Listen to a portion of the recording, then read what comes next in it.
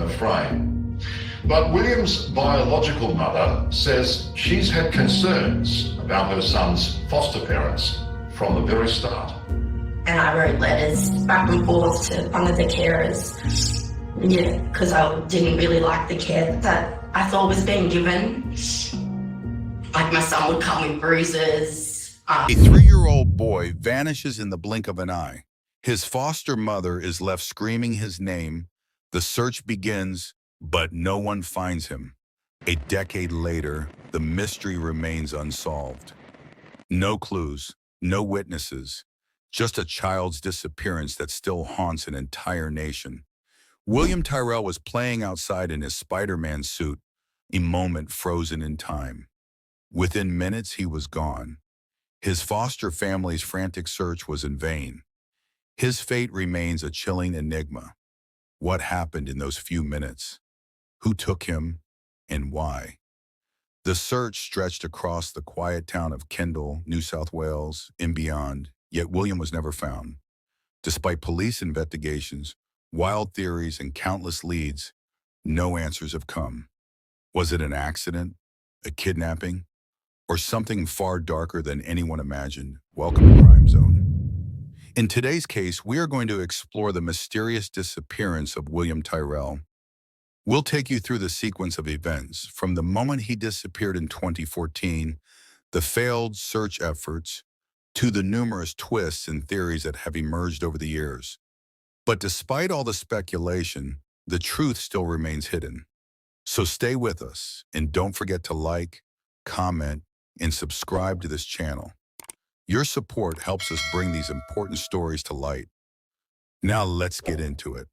William Tyrrell was a bright, energetic 3-year-old boy with an infectious smile and a love for superheroes. In September 2014, he traveled with his foster family to visit his foster grandmother in the small town of Kendall, New South Wales, a quiet rural community of fewer than 200 residents, nestled in the lush hinterland about 400 kilometers north of Sydney. The family arrived on September 11th, 2014, settling into the modest home on Benaroon Drive.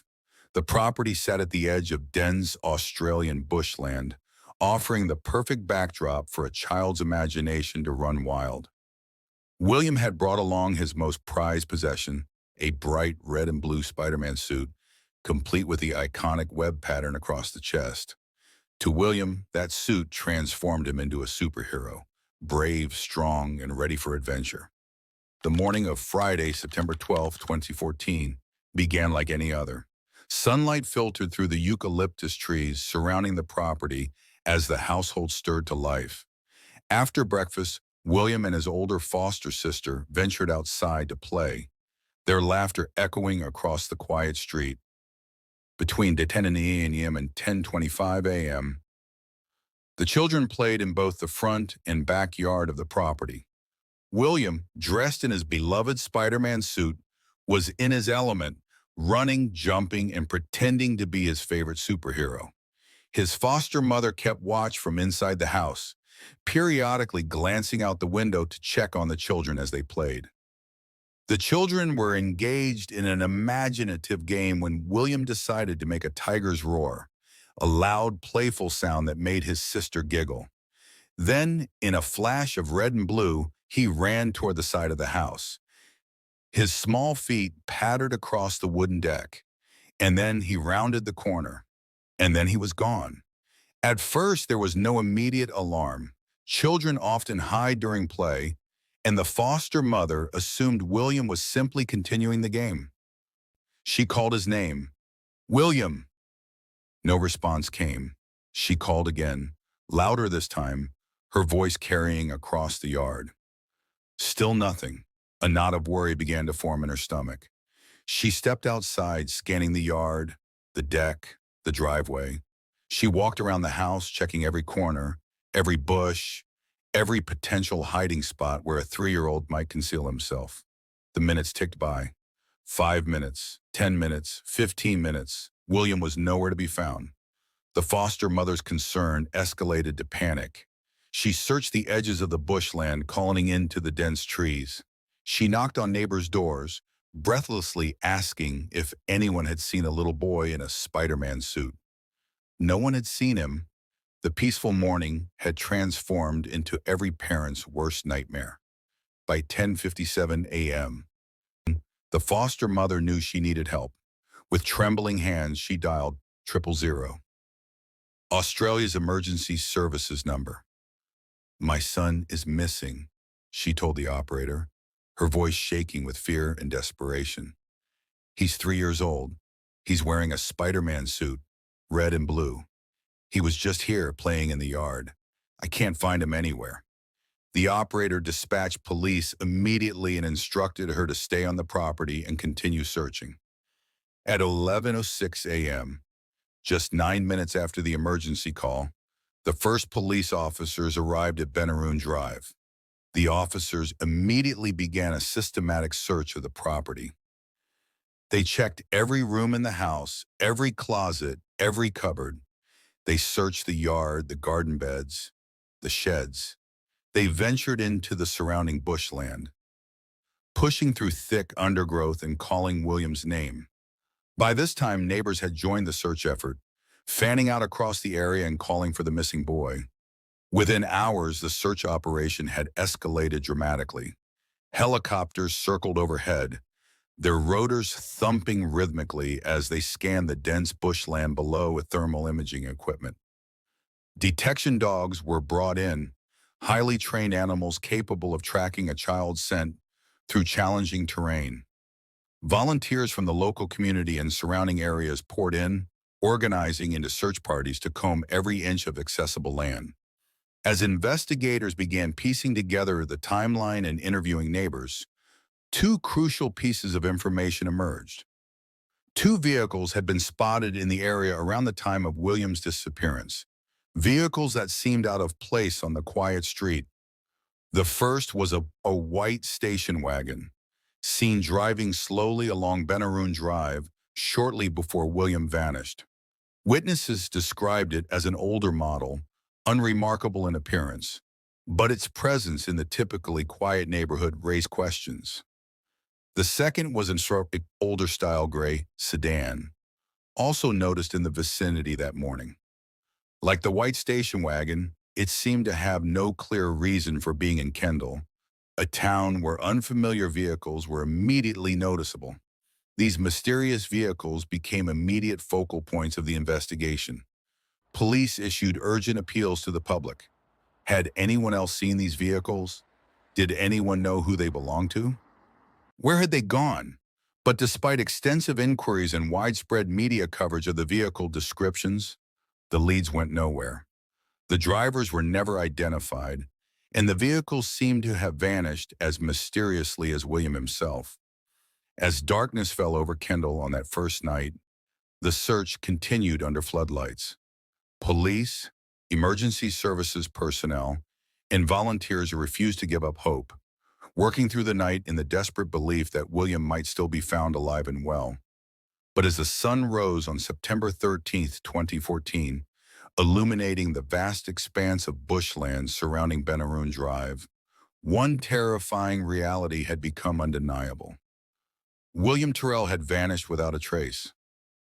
The little boy in the Spider-Man suit had disappeared, and nobody knew where he had gone or what had happened to him. The case that would captivate and haunt Australia for over a decade had begun. In the desperate days following William's disappearance, the search operation expanded to unprecedented levels. Police left no stone unturned in their quest to find the missing 3-year-old. Helicopters equipped with thermal imaging technology swept across the dense bushland, searching for any sign of the boy in the Spider-Man suit.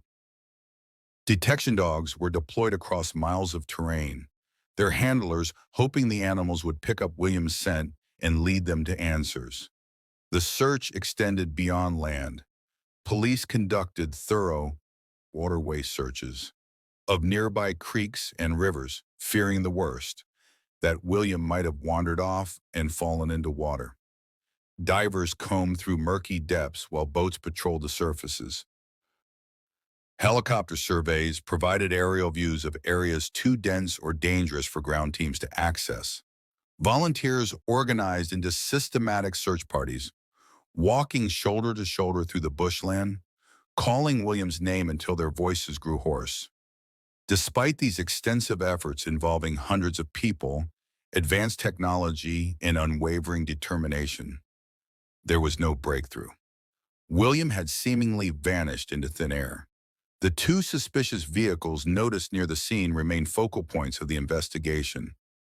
The Yaru white station wagon and the Wooch older-style gray sedan represented the best potential leads police had.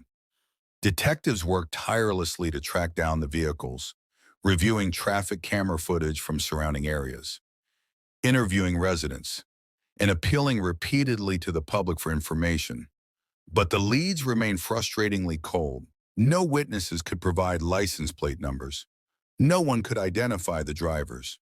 The vehicles had appeared, been noticed, and then disappeared, much like William himself. For investigators, these mysterious vehicles represented both hope and frustration. They might hold the key to solving the case, yet they remained maddeningly out of reach. On September 15, 2014, just 3 days after William's disappearance, his foster mother made her first public appeal. Standing before television cameras, her face etched with anguish and exhaustion, she made an emotional plea that would be broadcast across the nation. "Please, if you know anything about William, come forward," she begged, her voice breaking. "Someone must have seen something. He's just a little boy. He needs to come home." She emphasized her unwavering belief that William had been abducted, that someone had taken him from the property during those crucial minutes when he was out of sight. Her emotional appeals resonated deeply with the Australian public. William's face, captured in photographs showing him smiling in his beloved Spider-Man suit, appeared on every major news outlet. Television stations ran his story on primetime news. Newspapers featured his image on front pages. Social media exploded with shares, comments, and prayers. The hashtag Find Wilkin and Tyrrell began trending as thousands of Australians joined the virtual search. The nation was gripped by William's case. His innocent face and the heartbreaking circumstances of his disappearance touched something deep in the collective consciousness. Parents across Australia held their children a little tighter, imagining the unthinkable horror of losing a child in mere minutes. Communities organized vigils, holding candles and saying prayers for William's safe return. Tips began pouring into Seaton, Crime Stoppers from across the country and eventually from around the world. Every call was logged, every tip investigated. Police followed leads to neighboring towns, other states, and even international locations where people claimed to have seen a boy matching William's description. Yet despite the massive public response, the overwhelming media attention, and the tireless work of investigators, the investigation made no significant progress. Each promising lead eventually led nowhere. Each reported sighting turned out to be a different child. The mysterious vehicles remained unidentified, and William remained missing. The hunt for answers intensified, but the truth seemed to slip further away with each passing day. For William's family, the waiting was unbearable. For the investigators, the lack of progress was torturous. And for the Australian public, the case became an obsession, a mystery that demanded to be solved, a little boy who deserved to be found. If you were living in Kendall that morning, would you remember seeing those vehicles? Sometimes the smallest detail can break a case wide open. What would you do if you had information that could help solve this mystery? Share your thoughts in the comments below. Your perspective matters, and you never know what detail might trigger someone else's memory. From the beginning, William's foster parents were viewed primarily as grieving victims, a family torn apart by unimaginable tragedy. The foster mother became the public face of the search, making repeated emotional appeals through television interviews and press conferences. Her anguish seemed genuine and raw as she pleaded for William's return, maintaining her unwavering belief that her son had been abducted. by a stranger. The foster father remained largely in the background, supporting his wife through the ordeal while avoiding the media spotlight. Together, they presented the image of a devastated family desperate for answers, and the Australian public rallied behind them with overwhelming sympathy and support. However, as the investigation continued and weeks turned into months with no breakthrough, a subtle shift began to occur. Police investigators, while maintaining professional discretion, began looking more closely at everyone connected to the case, including the foster family. Whispers of suspicion grew, though publicly the foster parents remained victims in the eyes of most Australians. This growing undercurrent of suspicion would prove prophetic, as later legal developments would dramatically change the narrative of the entire case. As investigators cast a wide net searching for answers, several individuals emerged as persons of interest, though none would ultimately provide the breakthrough the case desperately needed. Bill Spedding, a local repairman, became the first significant person of interest in the investigation. Spedding had been hired to repair a washing machine at the foster grandmother's house just days before William disappeared. When police learned of his connection to the property and discovered he had a troubling history, he had previously faced charges related to child abuse. Though he was ultimately acquitted, he became a prime suspect. In January 2015, police conducted a dramatic and highly publicized raid on Spedding's home and business. Media crews captured footage of officers searching the property, removing items for forensic examination, and questioning Spedding extensively. His name was splashed across newspapers and television screens nationwide as a potential suspect in William's disappearance. The raid yielded nothing. No evidence linking Spedding to William's disappearance was found. Spedding vehemently and consistently denied any involvement, maintaining his innocence throughout the ordeal. Eventually, police officially cleared him of any suspicion related to the case, but the damage to his reputation was catastrophic and irreversible. His business suffered, his name was permanently associated with the case, and his life was fundamentally altered. Spedding later sued the NSW Police for damages, arguing that the investigation had destroyed his livelihood and reputation without justification. The Spedding case became a cautionary tale about the dangers of premature public accusations in high-profile investigations. It demonstrated how the intense public pressure and media scrutiny surrounding William's disappearance could ruin innocent lives even when no charges were ever filed. Derek Nichols also came under police scrutiny during the investigation. As another local resident with connections to the area, Nichols was questioned and investigated as investigators explored every possible angle. Like Spedding, Nichols was eventually cleared of any involvement after police found no evidence connecting him to William's disappearance. The pattern repeated itself: initial suspicion, investigation, and eventual clearance without charges.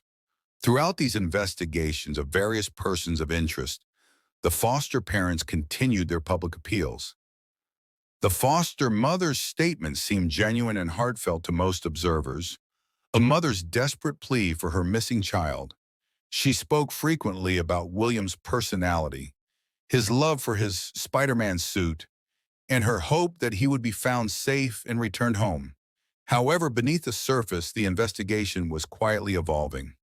While publicly supporting the family's appeals, police were conducting a more thorough examination of every aspect of the case, including inconsistencies and unanswered questions about the timeline of events that morning.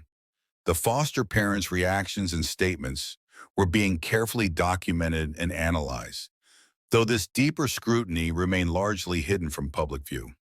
As time passed, some observers began noting subtle changes in the foster mother's demeanor and the nature of her appeals.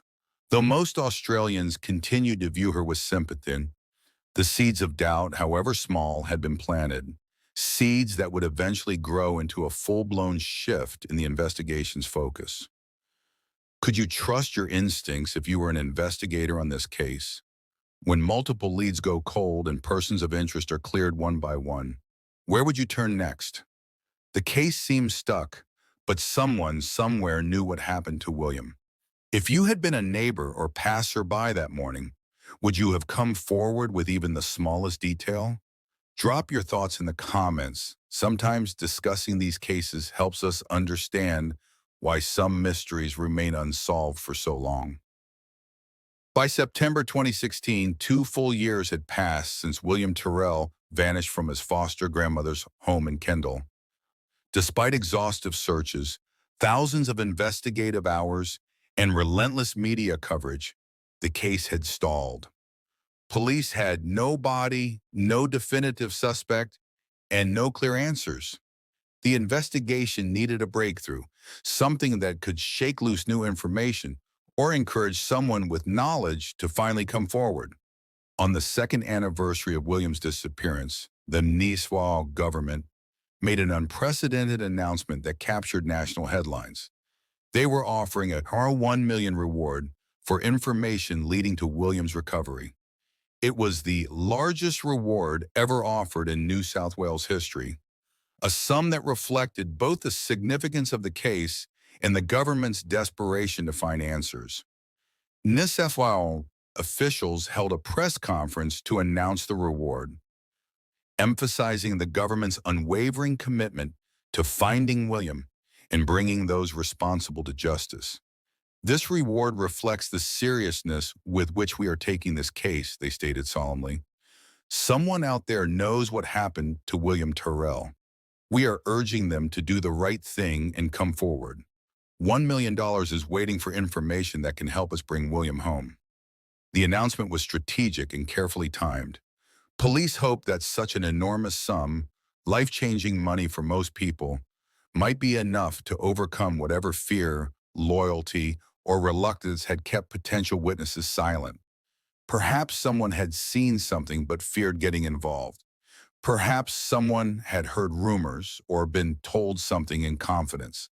Perhaps someone had been protecting another person. The $1 million reward was designed to outweigh all of those concerns.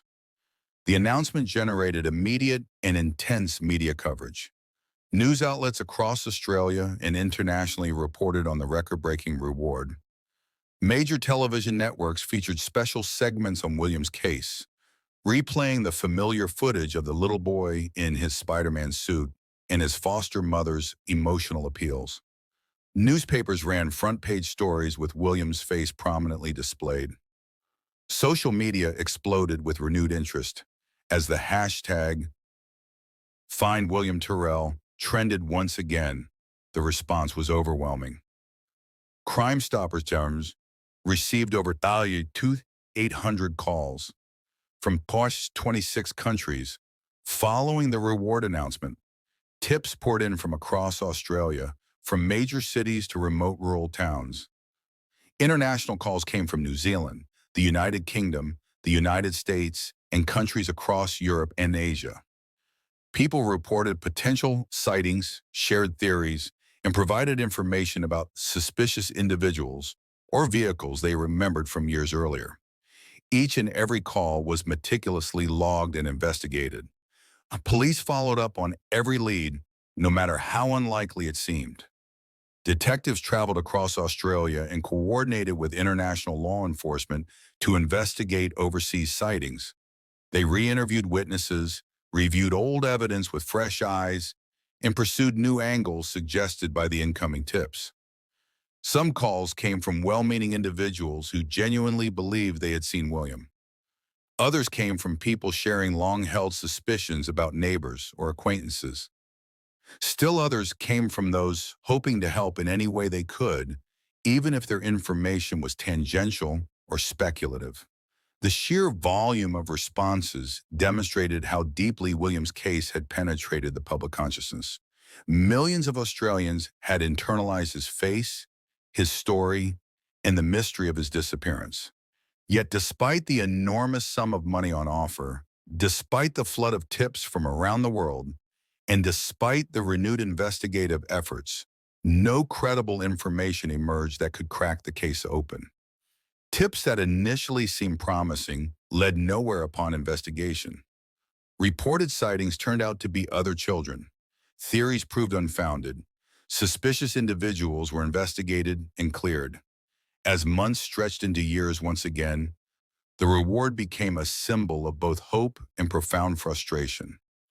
It represented hope because it meant authorities hadn't given up.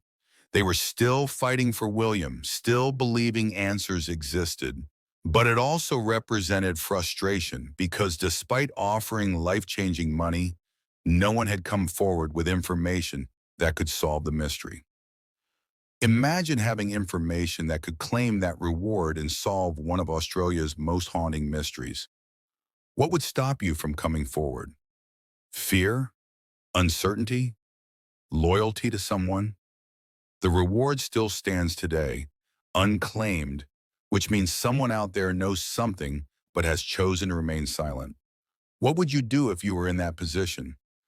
Share your thoughts below because understanding why people stay silent might be the key to understanding why this case remains unsolved. On April 17, 2015, approximately 7 months after William's disappearance, the investigation took a dark and deeply disturbing turn. Police publicly announced they were exploring the possibility that William had been taken by a pedophile ring, operating in and around Kendall. The announcement sent shockwaves through the community and added a sinister, nightmarish dimension to an already tragic case. The theory suggested that William might have been specifically targeted by organized predators who knew he would be visiting his foster grandmother's property that weekend. Investigators looked into the possibility that the mysterious vehicles seen that morning, the white station wagon and the gray sedan, might have been connected to this ring, potentially conducting surveillance or waiting for an opportunity to abduct the child. Police conducted extensive investigations into known sex offenders living in the Kendall area and surrounding regions. They examined the movements, alibis, and backgrounds of individuals with histories of offenses against children. Raids were conducted, individuals were brought in for questioning, and forensic examinations were performed on properties and vehicles. The investigation into this theory was thorough and exhaustive, driven by the horrifying possibility that William might have fallen victim to organized predators. However, despite months of intensive investigation, no concrete evidence emerged. To support the pedophile ring theory, no connections could be established between known offenders and William's disappearance. No witnesses could link suspicious individuals to the scene.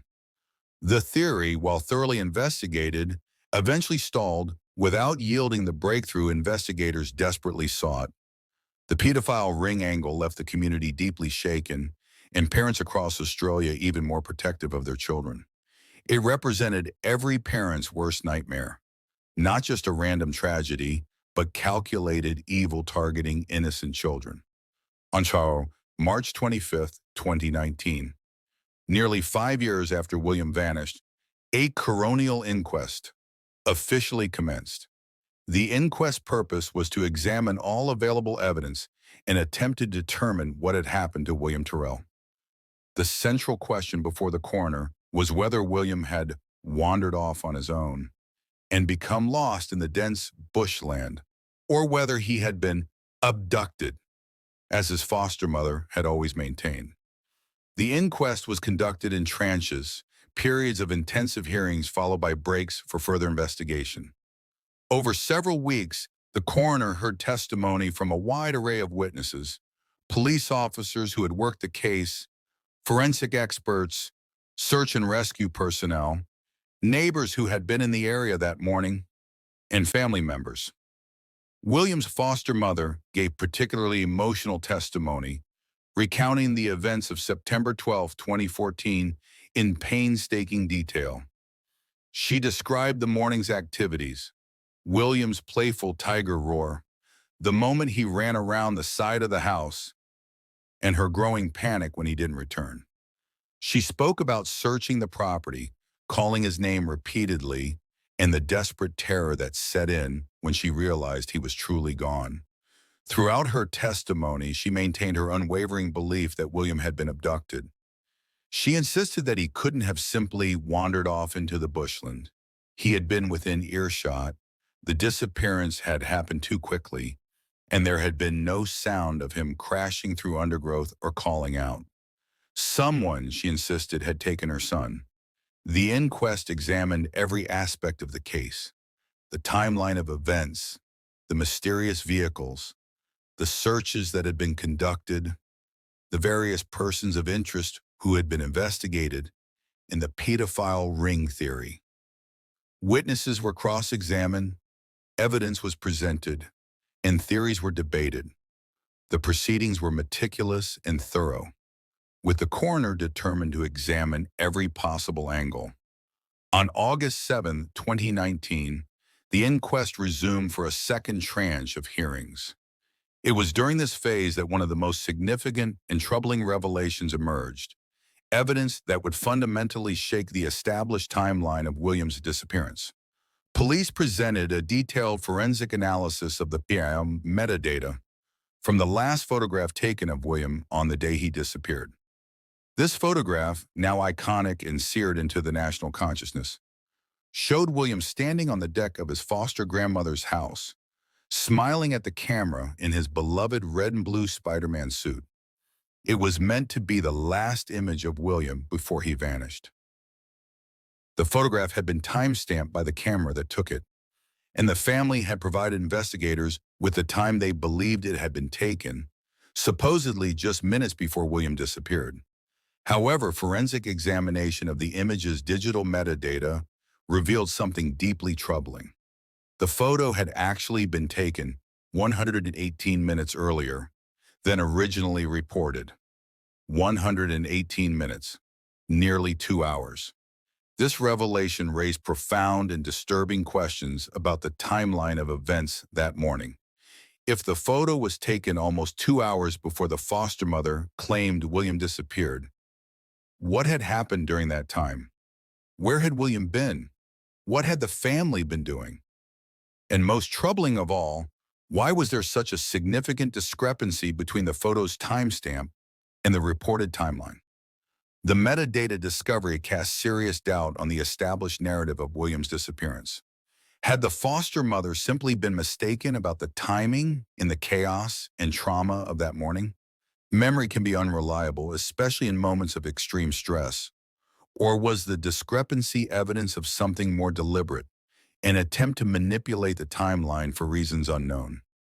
The inquest examined these questions extensively, but definitive answers remained elusive. The foster mother's legal team argued that the timestamp discrepancy could be explained by various factors: camera settings, time zone differences, or simple human error in remembering the sequence of events during a traumatic experience. However, the revelation had opened a door that couldn't be closed. Investigators began re-examining everything about that morning with fresh eyes, questioning assumptions that had guided the investigation for years.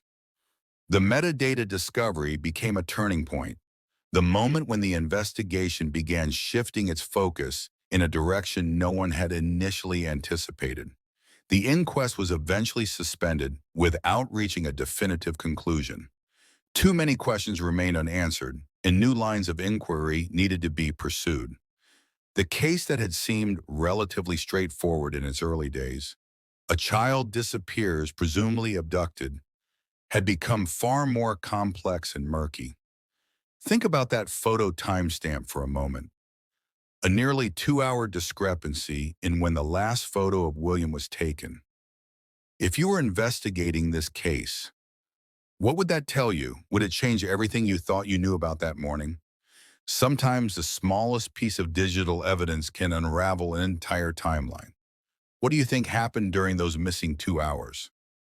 Drop your theories in the comments. This discovery changed the entire direction of the investigation, and understanding why matters if we're ever going to solve this case. In April 2022, 8 years after William's disappearance, the investigation took a shocking turn. William's foster mother, the woman who had spent years making emotional public appeals, was arrested and charged with providing false information to a NSW's Crime Commission hearing regarding William's disappearance. The nation was stunned. The woman they had sympathized with for nearly a decade was now facing criminal charges. The charges alleged she had lied under oath during secret commission hearings about details related to the case. Public opinion fractured. Some felt betrayed, while others argued that charges didn't prove involvement in Williams' disappearance, only that she may have been untruthful during questioning. In November 2022, she was acquitted of these charges. However, her legal troubles were far from over.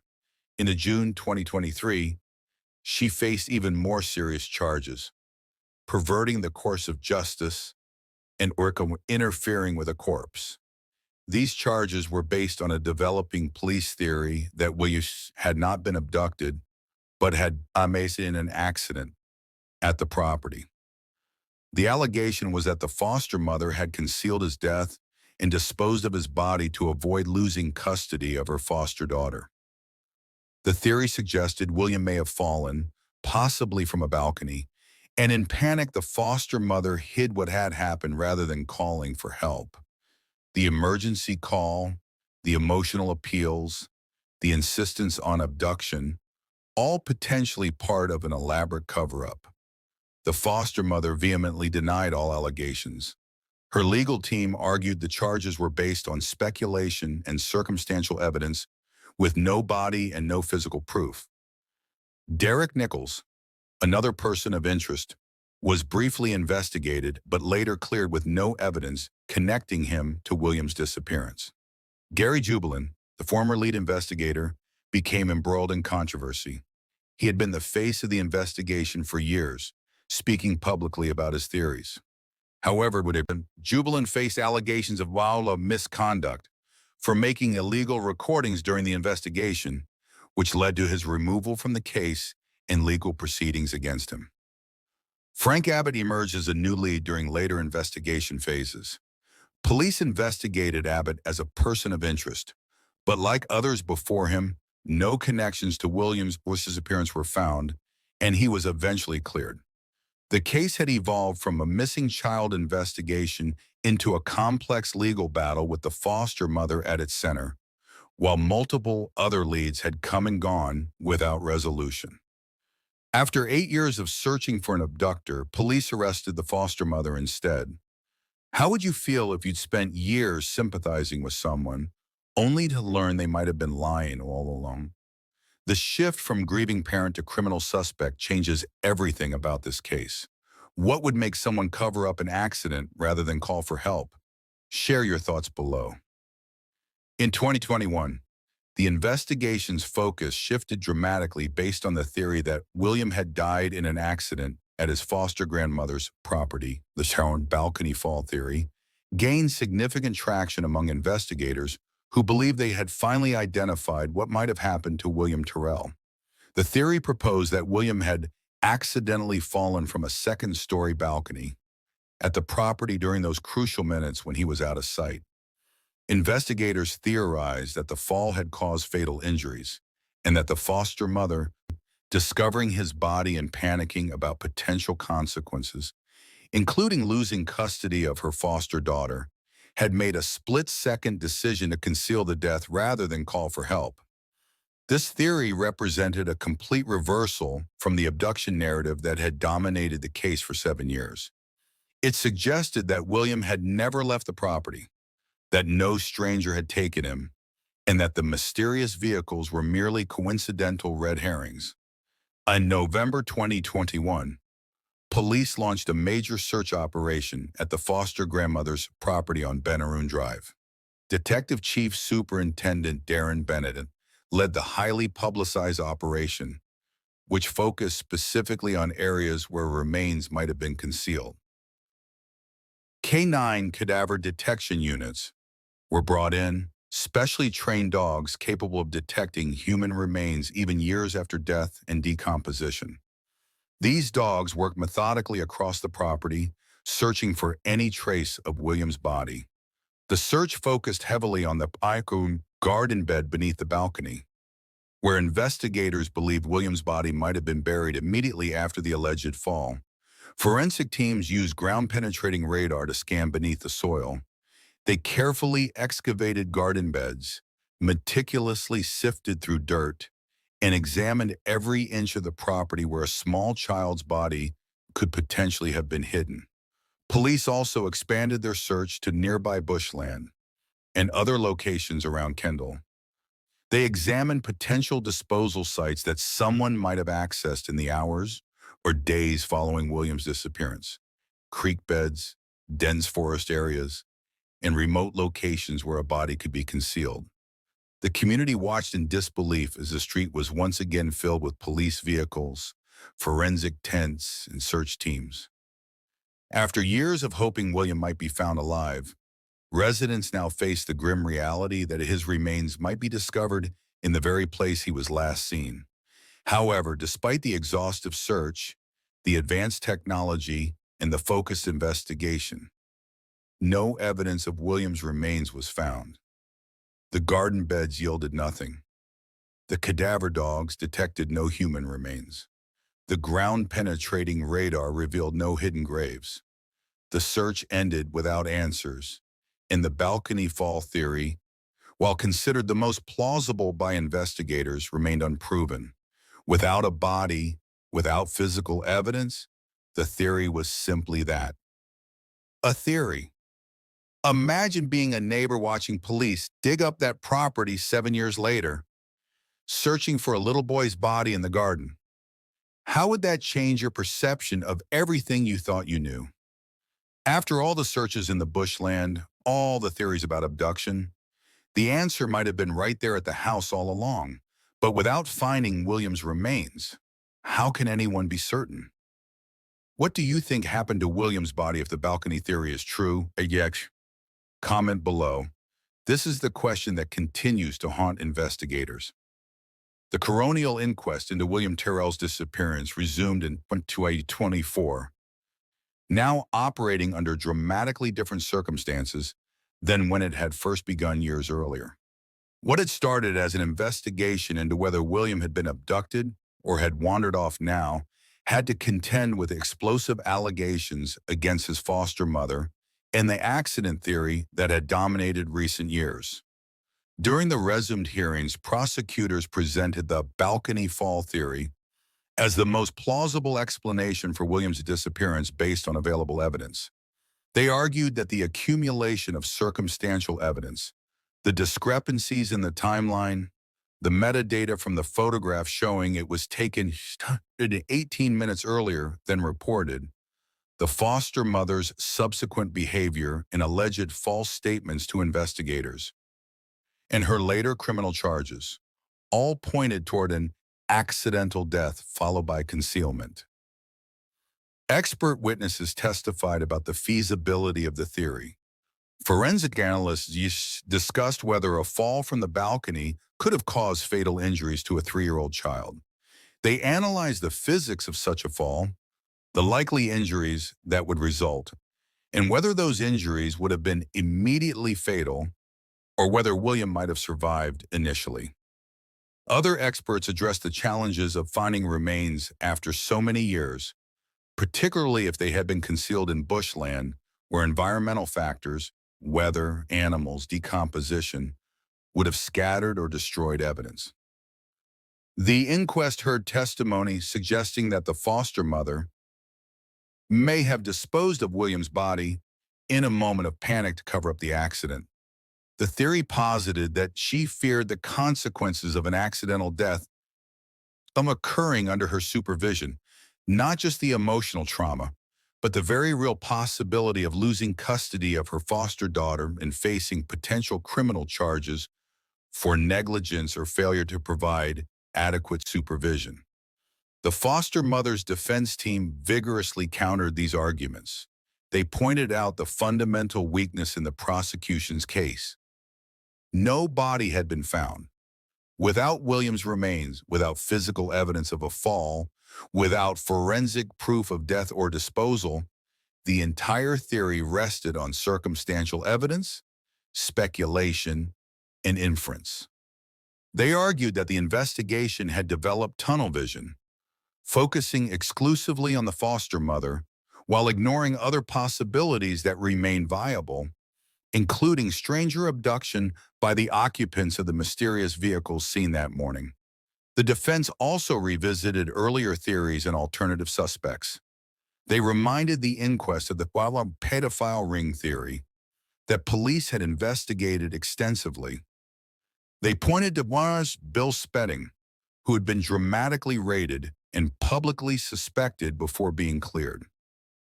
They mentioned Derek Nichols and Frank Abbott, other persons of interest who had been investigated.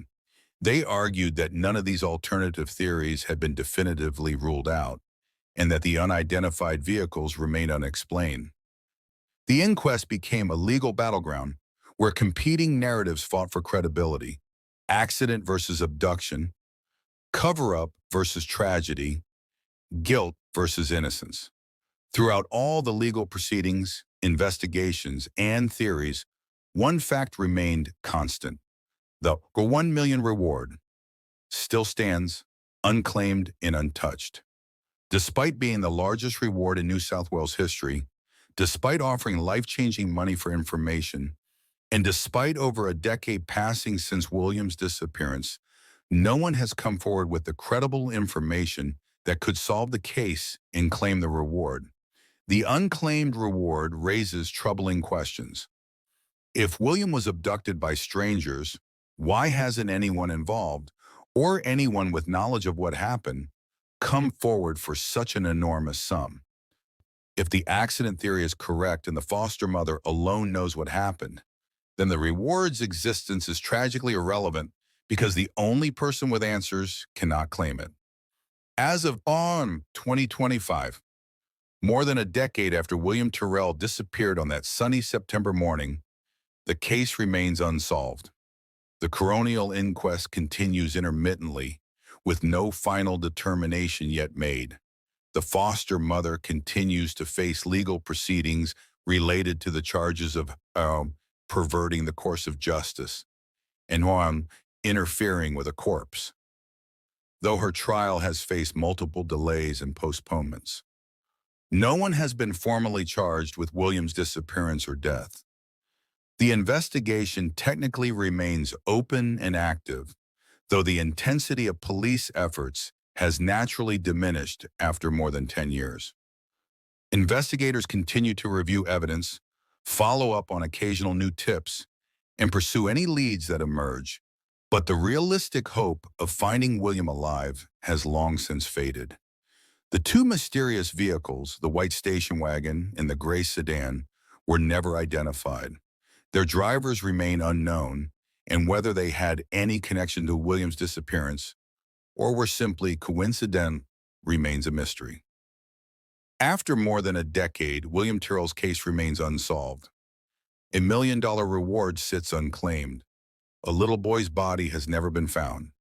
Theories exist, but proof does not. If you knew something, anything that could help solve this case, would you come forward? What would stop you? Fear? Doubt? Loyalty? The truth is out there somewhere, locked in someone's memory or conscience. Drop your thoughts below, because until someone speaks up, William's family will never have closure and Australia will never have answers. The disappearance of William Tyrrell has left an indelible scar on everyone it touched. For the small town of Kendall, life would never be the same. What was once a peaceful, obscure rural community became synonymous with tragedy and mystery. Benaroon Drive transformed from a quiet street into a landmark of loss, a place where tourists and true crime enthusiasts make pilgrimages, where media crews return regularly, and where residents can never forget the morning a little boy vanished. Longtime Kendall residents speak of how the case shattered their sense of security. In a town where doors were left unlocked and children played freely, William's disappearance introduced fear and suspicion. Neighbors looked at each other differently. Parents became hypervigilant. The innocence of small-town life was irreversibly damaged. For William's foster family, the impact has been devastating and multifaceted. Whether the foster mother is guilty or innocent of the charges against her, the family has been torn apart. The foster mother has gone from grieving parent to criminal defendant, from sympathetic victim to suspected perpetrator. The foster father has watched his family disintegrate under the weight of accusations in legal proceedings. And the foster sister, who was playing with William that morning, has had to grow up in the shadow of her brother's disappearance and the allegations against her mother. William's biological family has experienced a different but equally painful journey.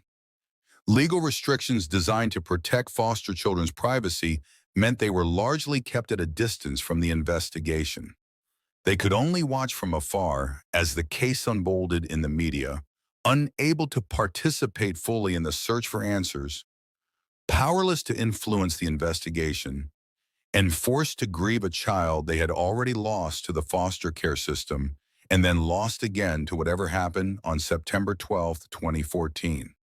The William Tyrrell case has sparked intense public debate and divided opinion across Australia.